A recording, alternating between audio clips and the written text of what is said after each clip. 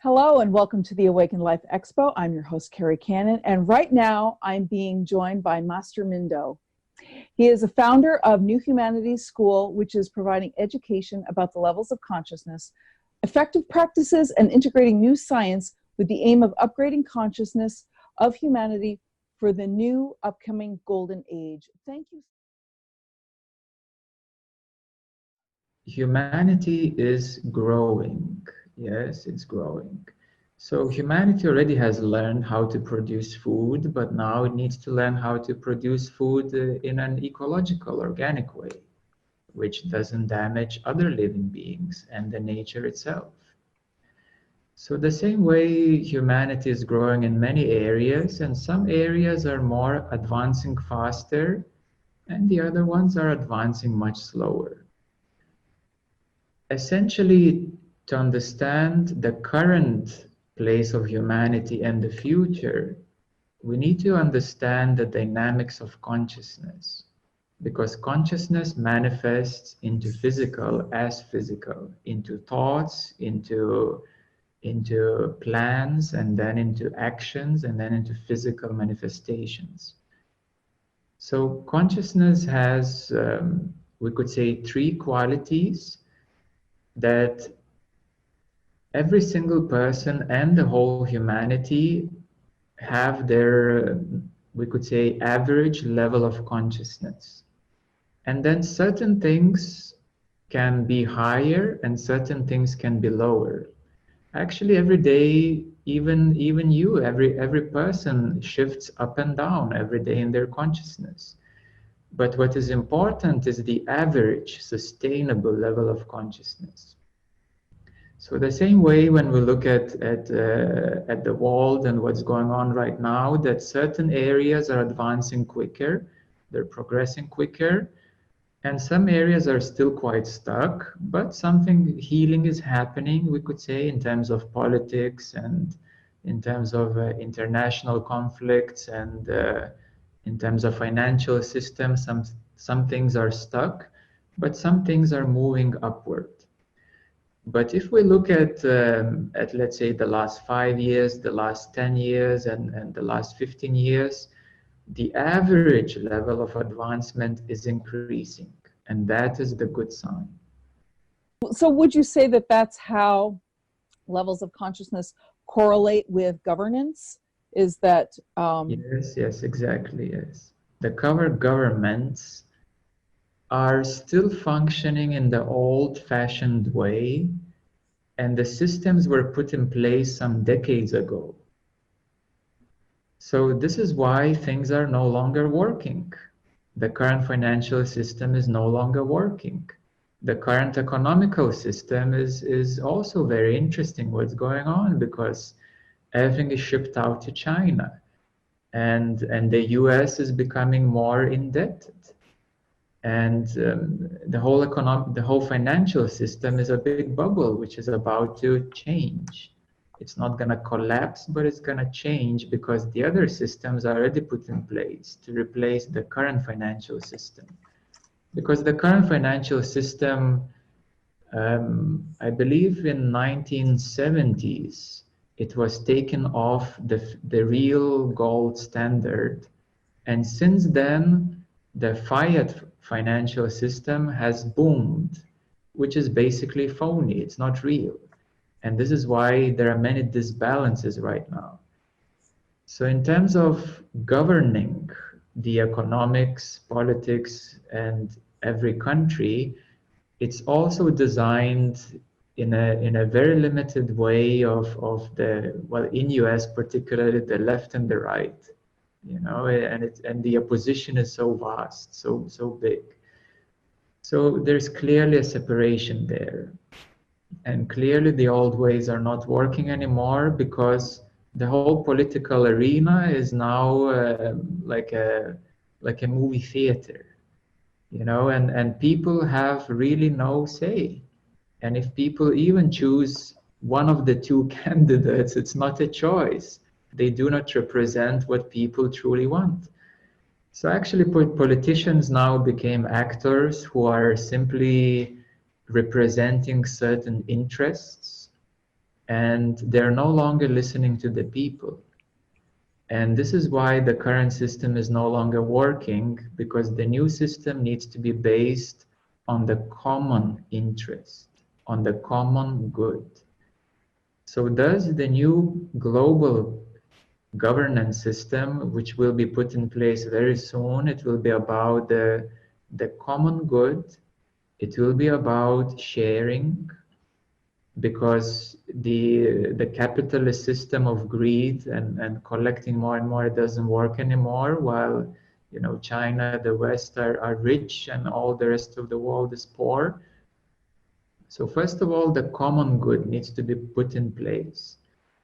We need to recognize that humanity is a family. First of all, that humanity is a family.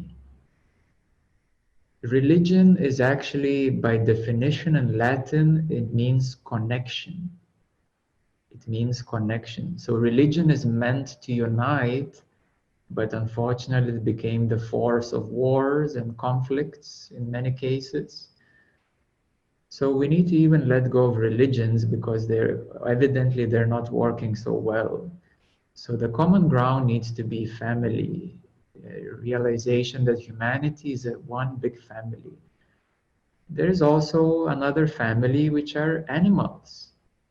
There is another family or kingdom of insects. There is another big family of bacteria, so very tiny organisms. There is a family of planets. There is a family of stars. There is a family of galaxies. There is a family of various energy fields in the universe. The whole universe is one big family. So this is why humanity can only advance by modeling the principles of the universe, and not the principles of separation, divide and conquer. That clearly doesn't work anymore. So thus we need to put collective interest first. Sharing is extremely important. Sharing is caring, because the earth has so many resources. It's abundant, isn't it? Look at the moon, it's bare. Look here, it's abundant. So clearly we don't know how to share. And of course we can develop new technologies of sharing, that everybody will have food, and everybody will have housing, and everybody will have income to be sustained. But is that a goal of humanity, to have food, house, and basic income?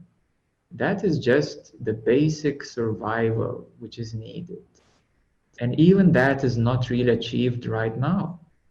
The basic survival on a global scale is still not implemented. And that is just the basic physical needs of the living beings on this earth. So that is still not implemented. What is the second step?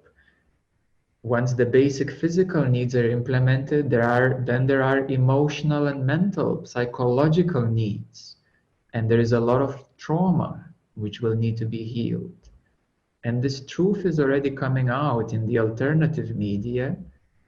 And this trauma is now being addressed more and more, that these things were traumatic. The wars were traumatic, and the sexual abuse was traumatic on a global scale, and slavery and so forth.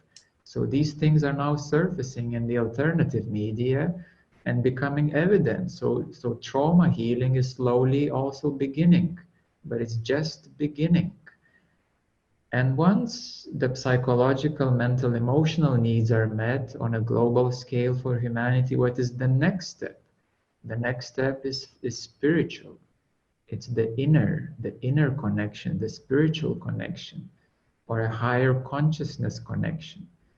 So that will be the next step of a global progression of humanity as a whole. And then, of course, we will realize that we have never been alone. Humanity has only blocked itself, has only divided itself within itself. So of course it has been separated from the rest of the universe, while in reality it's not the case. because humanity has never been alone. And how do we know that? Well, let's come back to the Bible, that God or gods, maybe that S was removed for some reason, have created human being into the image of themselves or himself. At the same time, if we look at the Sumerian tablets, we will see that gods have engineered human beings, that the previous human beings used to live hundreds or thousands of years.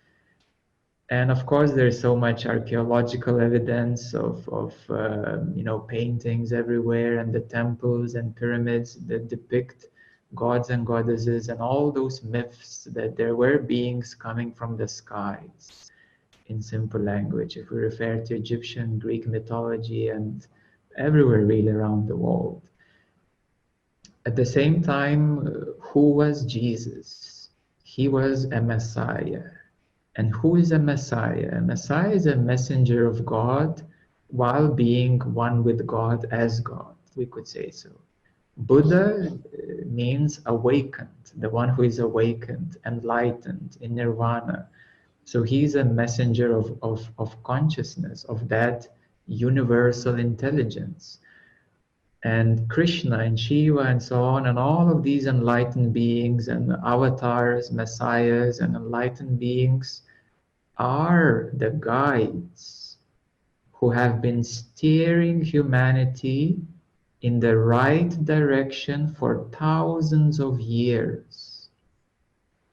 And without them, humanity would have been truly lost. But we had help, humanity has help all the time. So the enlightened beings were coming back again and again and taking different bodies at different times, again and again, to guide humanity into the right direction. And this is why there are many enlightened beings here today again, actually even more than any other time in the history. And it is our duty to guide humanity into the right direction, to show the example, to shine the light that it is possible, it is doable, and what is that right direction, that we need to take the right course of action. Okay.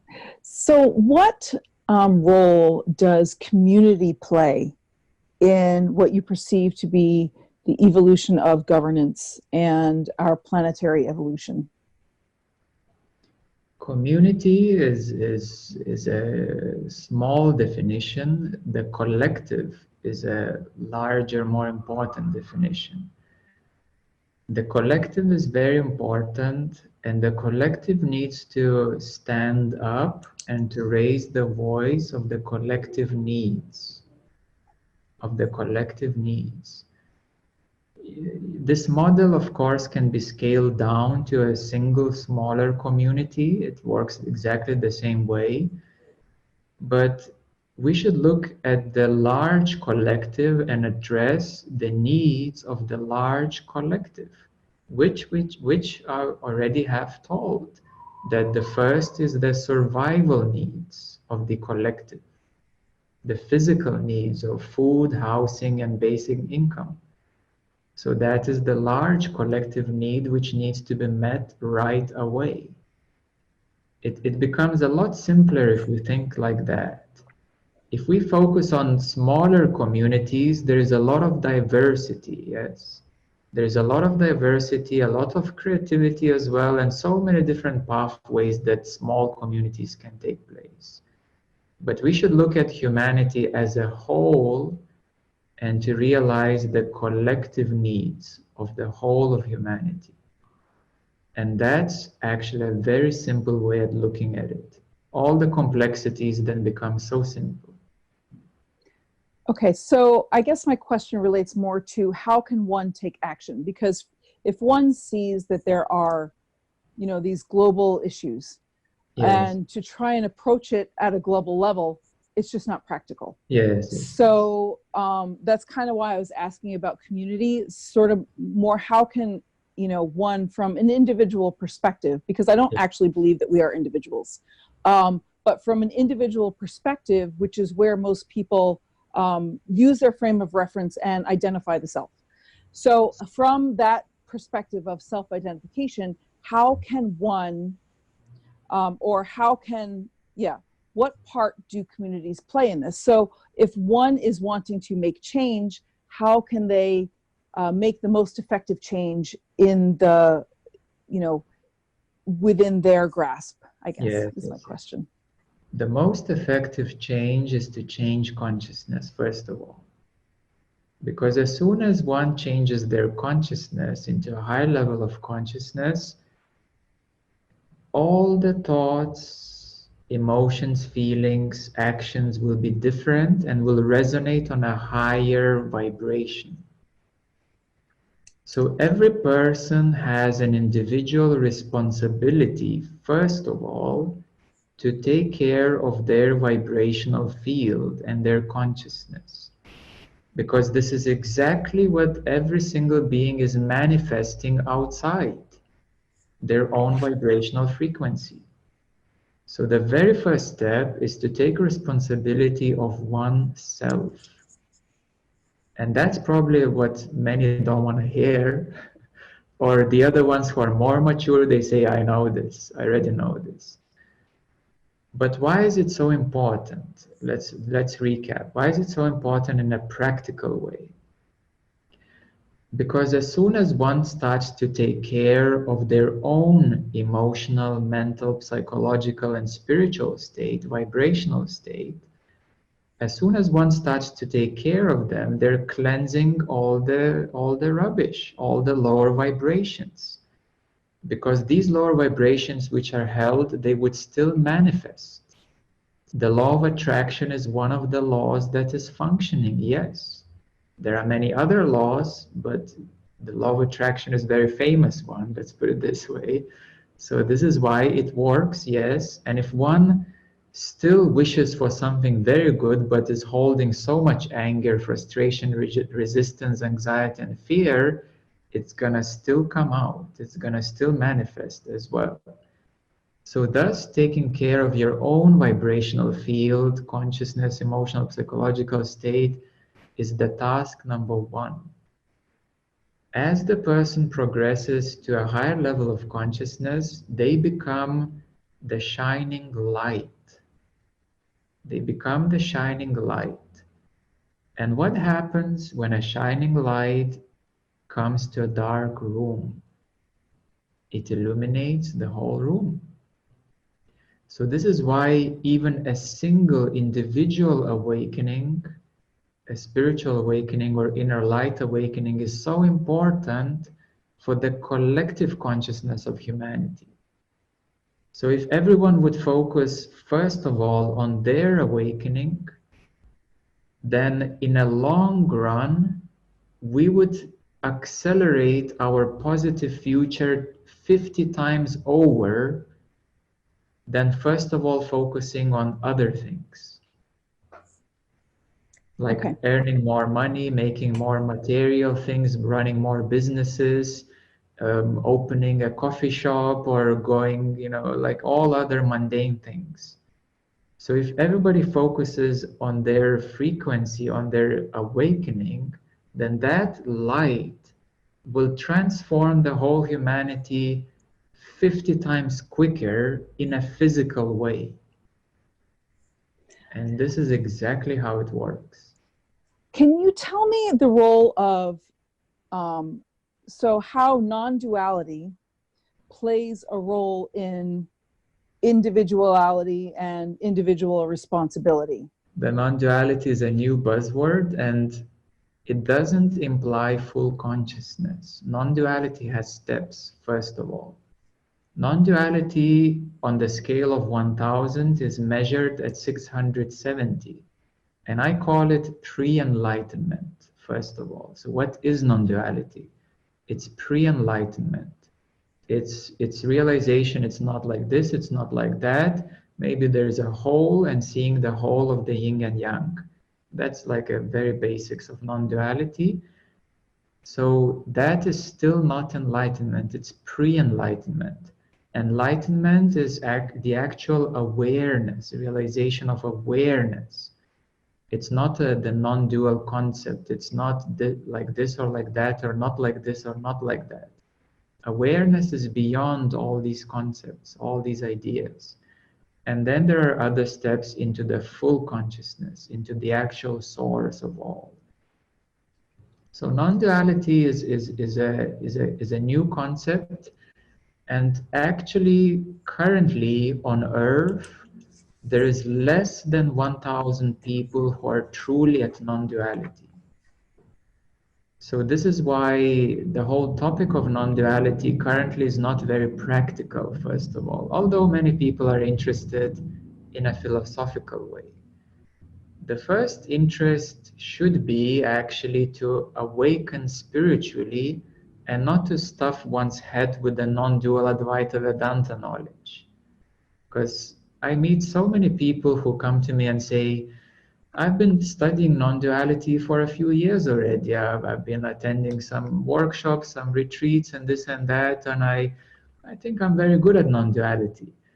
And when we use a scientific method to measure their levels of consciousness, it seems that they are not even spiritually awakened yet, that the whole thing is mental. It's a new philosophy, a new concept. So thus, speaking in a global scale, non-duality is yet too far for common people to realize. Because now there's only 1,000, less than 1,000 people who have true non-dual realization. So I would start maybe first of all, if we speak about common good, to focus on awakening, on the inner light awakening. What do we need to do to awaken the inner light? That's the goal number one. And then we can speak about love, and then we can speak about oneness, presence, and then non-duality comes in. Okay. From what I understand and where I live, I understand that consciousness lives through me. My eyes, ears, expression, breath, all of that is consciousness. And from that, consciousness is making the choices. It's not an individual perspective that is making the choices. In a common sense, for the average human people, it's their conditioned mind which is making all the choices. Okay. Yes, and that's why we have a big mess on this earth. Okay. If everybody would function from the place of consciousness, that would be enlightened civilization already.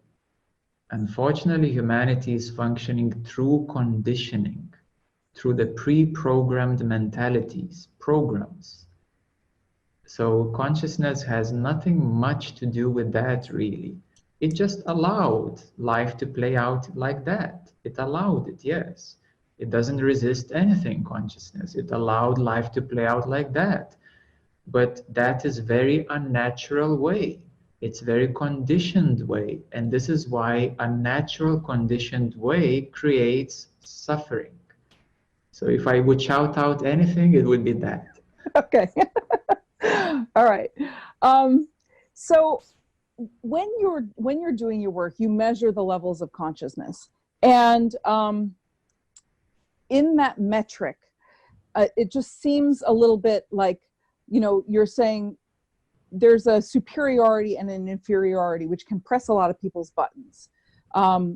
So can you talk about why you use the metrics of the levels of consciousness in your teachings? Yes, it's a GPS. And when you're on a journey through the ocean of spirituality, it's good to have a GPS. So it's not meant for the ego, first of all. It's not meant to be said, I am at 500s and you're at 300s. No, it's not for ego purposes. It's not either for pushing anybody's buttons, because it's still an ego thing if one's buttons are pushed. It's simply a map. It's neutral. It has no implications. It's a neutral GPS map. If you want to go left, go left. If you want to go right, go right. But the map tells that the journey will take you to the end this way. That's the quickest way. If you want to circle around for a bit in a particular place, do that. It's your choice. It's simply a GPS, a map. It's neither positive nor negative. It's just a map. I have another question. So in your metric, you use Dr. David Hawkins' levels of consciousness, which ends at 1,000, which is where we understand that that's Christ consciousness. Can this planet hold levels of consciousness higher than 1,000? And if it can, do you see people that are above that, or is that kind of the highest metric that we can measure at here? 1,000 realization implies a complete realization and experience of oneself as consciousness, as the self. So that's the realization, and there is nothing more really to be realized, that there is only the self, that there is only consciousness as that. However, integration and energetic advancement does have differences, because there can be a person who has come into a full consciousness realization just now and still very fresh. There can be a teacher who has been integrated for the last 5-10 years. There can be a master who has been many lifetimes before already there and came in this lifetime again and simply has reawakened quickly. There is a level of ascended masters. There is a level of avatars, of which Jesus was one of the avatars as Krishna. There are other levels of higher beings which basically come into the cosmic hierarchy, of which, yes, there are enlightened beings, masters and avatars, and there are various levels of gods. The lower gods, the higher gods, going into the higher dimensions. There are beings who, like for example, in Hindu tradition, there is known as Shiva, Brahman, and Vishnu. And these beings have been here for billions of years. Their intelligence is spanning into billions of years. Basically, they're immortal, and they're representing that intelligence of all the creation. So there are different levels of intelligence beyond the common knowledge of 1,000. 1,000 is realization that yes, you are consciousness, but then there is energetic expansion, energetic integration, which is beyond humanity as such. Oh, okay, so then what you're saying is once one reaches the level of consciousness of 1,000, then one can expand within that. It's not that growth stops happening at 1,000. No, it doesn't. Okay. The now never stops. Okay.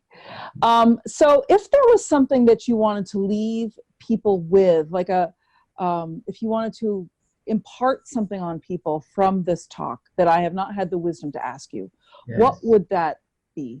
Yes. In order for you to help the most effectively everyone else, including the whole earth, first of all, it is to take responsibility of your own moment-to-moment emotional, mental, psychological, spiritual, vibrational state. Moment to moment, it is your responsibility to take care of that. By taking care every moment of all your states, emotional, mental, psychological, and so forth, you will be doing the best service to yourself for your awakening, to your whole family and all the people immediately around you, and for the whole earth and for the future of humanity. And to finalize, I would say that a single awakening, all of you, those who are already awakened, you are very important. You are very valuable. You are extremely valuable to all the rest of humanity who are still unconscious, still in the dark. So even by simply being already spiritually awakened, you are already immensely contributing to the humanity and the future, just by being spiritually awakened, because you're already shining that light. And if you dedicate more time and if you become more responsible of all your states as previously mentioned, that will be the best ever possible thing you can do in this life. That's goal number one. And goal number two, you will manifest everything on a higher and higher vibration. So your life will change towards the higher vibration. You may change jobs, you may change relationships, you may change friendships, and everything is gonna spin upwards in the universal vortex of energy. The whole universe is an upward spiral of vibration. So by taking care of your own vibration and aiming at a higher vibration, you will contribute immensely towards individual, collective, planetary, universal evolution on the upward spiral. So this is the single most important advice I can give to one. Okay.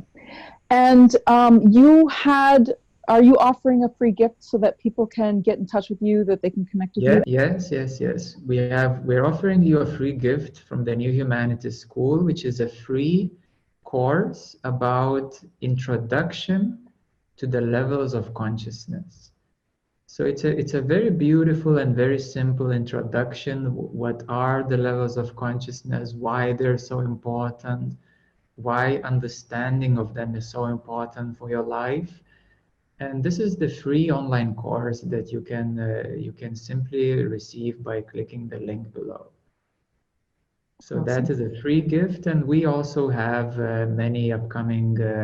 We have a monthly Zoom meeting. We have upcoming online retreats and physical retreats, which all of those you can find on the New Humanities School website. Great. Thank you so very much. Master Mindo, thank you so much for being here on the Awakened Life Expo. It's been an honor and a pleasure speaking with you, and I really appreciate it. It's my pleasure to meet you all, and keep shining your light. You're very, very important and beautiful being.